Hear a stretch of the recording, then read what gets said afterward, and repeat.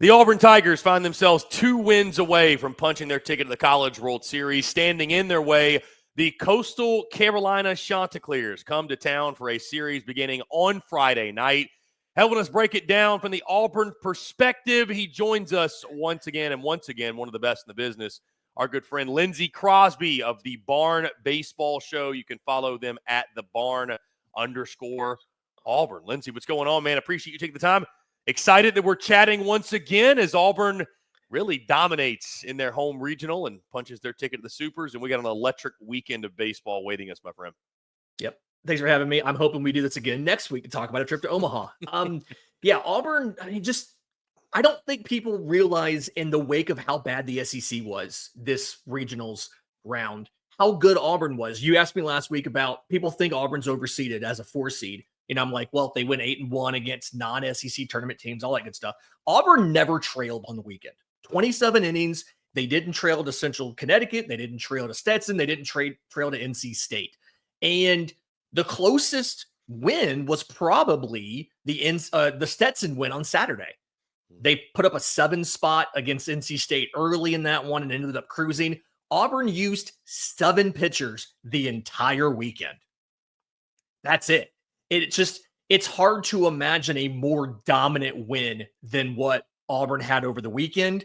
And now they get to host their first ever Super Regional in Plainsman Park.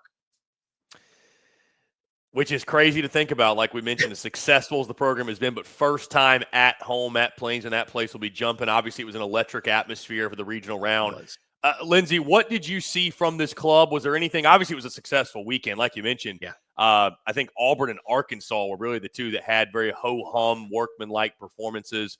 It was capped off by that emphatic 11-1 win in the regional final for Auburn to punch their ticket to this point. But what jumped out to you, if anything? Was it kind of just same thing this club has been doing all season long, or was there anything new that sort of stood out to you that you take into this upcoming weekend? I think the biggest thing, the offense was as good as we expected them to be, right? Like that's the strength of this Auburn team is the offense. And we saw, I think that 7-run inning on Sunday against NC State kind of punctuated. That's what their offense can do. But seeing the pitching staff do that well, like we knew that it was a good, not great pitching staff, but none of these starters ever really seemed to be in trouble. And even in outings where like they had to go away from Cam Tilley early in game 1, Carson Myers comes in and pitches 5 innings of relief. Andreas Alvarez in game 3. The goal there was they wanted to get him in, maybe let him get through the order once and still be in the game, and then go to senior Cade Fisher, the lefty, out of the pen.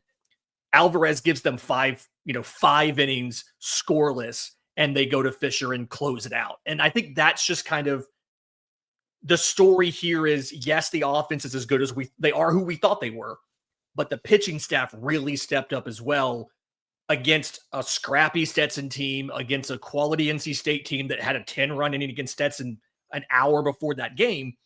The pitching staff did a lot better than we expected. And so I'm intrigued to see the pitching staff of Auburn versus the offense of Coastal Carolina, because it's not the strength for either team. So I'm curious to see who can win that battle. Lindsay, like we mentioned, Auburn hosting a super regional at Plainsman Park, first time in school history. Just speak on that for a moment, what that means for this program, because you and I were talking off the air.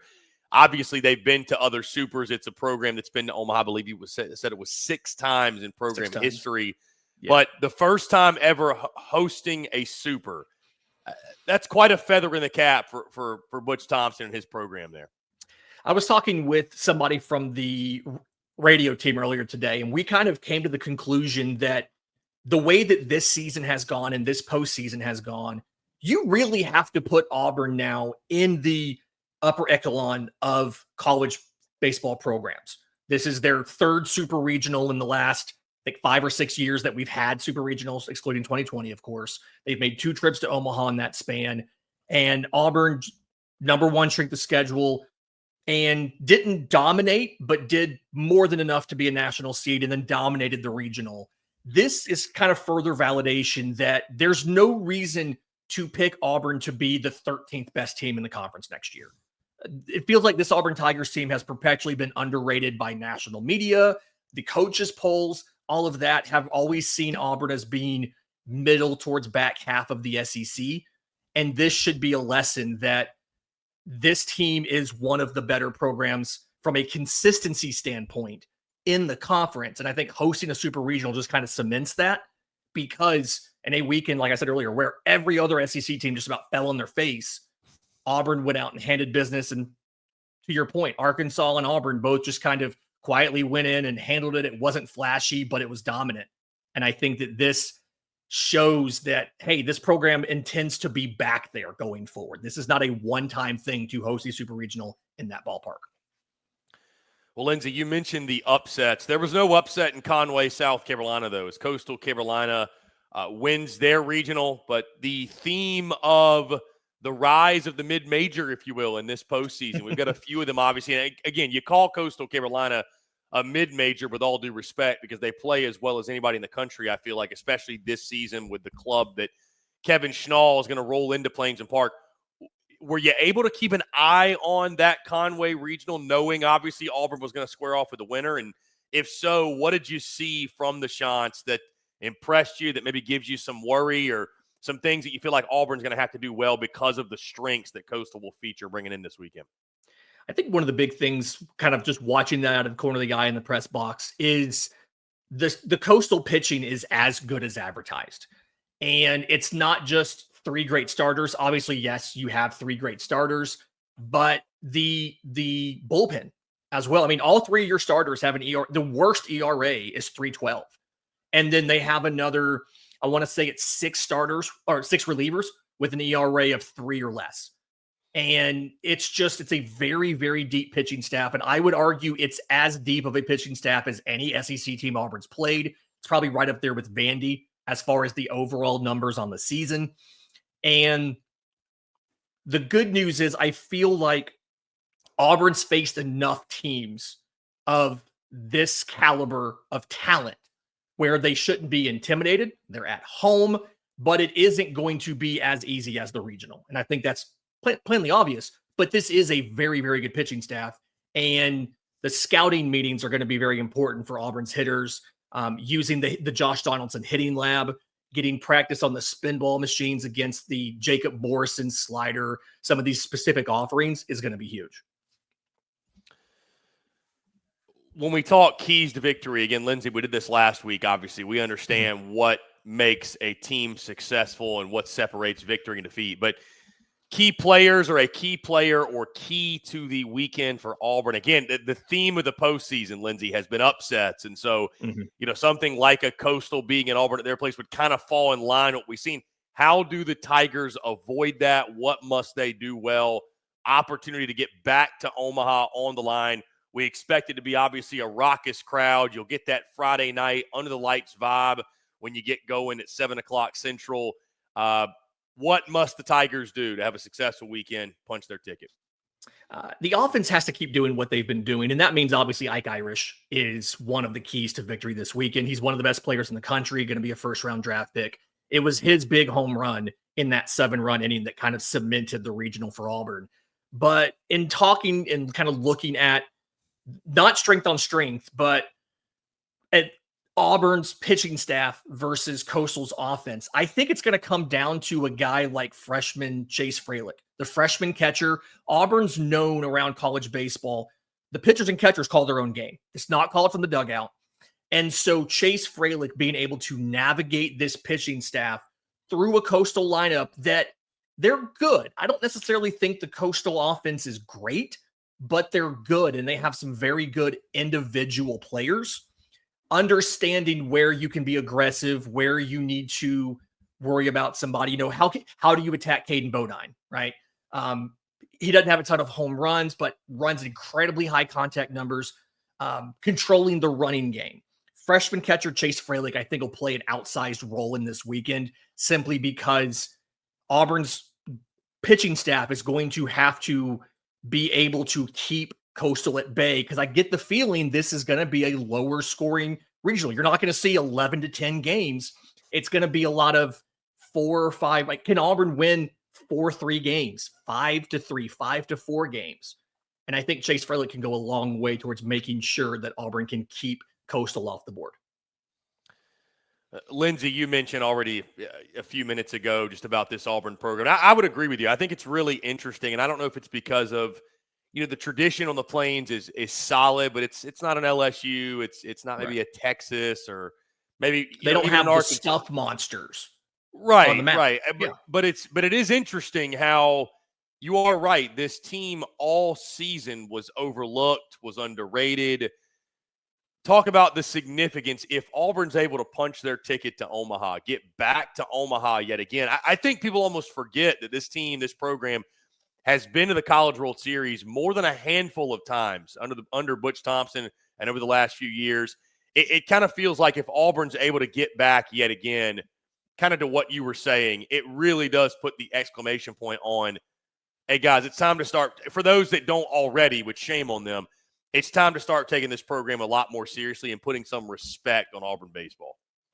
Yeah, I mean, Paul Nix, Hal Baird, Butch Thompson, they've each taken 2 teams to Omaha, but Butch has only been there since, 2018? And it feels like, I think the reason Auburn gets overlooked is it's very much a greater than the sum of their parts team, right? They don't have the stuff monsters on the mound. With few exceptions, Ike Irish being one, they don't really have the first round picks from a position player standpoint, but it's a well-rounded lineup that plays very good defense. They're fundamentally sound and they play as a team. And I think this squad, more so than any other that Auburn's had under Butch Thompson, kind of epitomizes that, because the identity of this team all season has been they will fight you for 27 outs. And we've seen so many games where Auburn would go, they'd be down, let's say 5-2 going into the 6th inning, and they'd pick up a run here, 2 runs there, 1 run there. And before you know it, they've taken away that deficit and taken a late lead. And I think that kind of comes back to these Butch Thompson teams. They dominate the routine play. Like, they do all the things that make baseball purists happy. They're fundamentally sound on defense. They make all the plays they're supposed to. They don't give away at bats. The pitchers throw strikes. They don't walk a ton of guys. And it's not sexy. It's not sexy like Tennessee launching home runs. It's not sexy like LSU having guys that punch out 12 in 7 innings. But it gets the job done. And I think people are starting to realize now that, hey, that's a legitimate way to build a team in the NIL era and still be successful. Because one of the questions for Auburn was, when NIL takes over, can Auburn continue the same level of success? They've been able to. And I think that it's kind of the profile you see of a lot of these teams, like a Coastal, a lot of these mid-majors. They don't have tons of draft picks, but they're just fundamentally sound teams that play good baseball. That's what Auburn is. And we've seen it can succeed at a high level. I think of it like Paul Johnson at Georgia Tech, right? We saw that it might be tougher for them to win a national championship, but they can absolutely compete with anybody in the country in their system when everything's running at max efficiency. That's who Auburn is as a team. And there's not a single team in the country that they can't beat in a 3-game series. Lindsay, like we mentioned, first Super Regional in Plainsman Park history, the energy around the city. Can you speak on the energy around the fan base? I mean, I'd have to imagine, it goes without saying, it's going to be absolutely electric at the ballpark this weekend. They put a bunch of improvements in for this season. And then before the postseason, they went and added a lot of other features to the ballpark. They expanded the student deck out in the outfield. They expanded the seating on top of the War Eagle wall. They're unveiling temporary seating on top of the hitting lab in right field.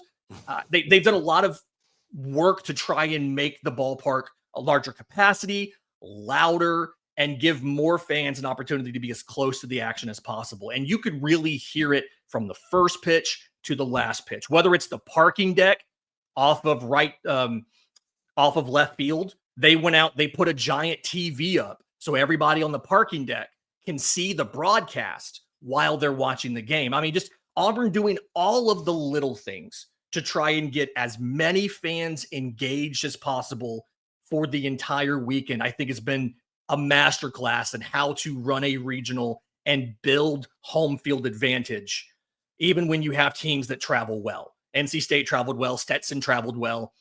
but Auburn just was able to do every little thing possible to make it a good experience for those traveling teams, but also build great home field advantage.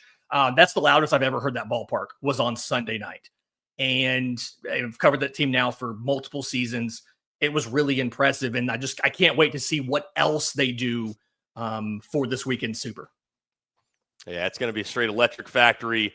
Auburn fans going to show up, show out. We know that. The Plains going to be rocking as they try to push the Tigers toward another College World Series appearance. Lindsay Crosby, the Barn Baseball Show, one of the best in the business. Really appreciate you taking the time, Lindsay. And like you said, hopefully, and I'm planning on, we're going to be having that conversation next week, talking Tigers in Omaha. Before you get out of here, let folks know, in case they didn't last week, which shame on them if they didn't, where they can go check out your work, follow along. I know you'll be right there in the middle of the action when Auburn takes on Coastal. Yep. I'm on social media at Crosby Baseball. We have live game threads over on thebarnauburn.com. We'll do recaps after every game, the Barn Baseball Show, wherever you get your podcasts, and on YouTube. Stick with us. It's been a fun ride. We're not planning on it ending this weekend. And we're not either. Lindsay, appreciate you taking the time. Really good stuff. And we'll look forward to doing it again soon. Thanks for having me.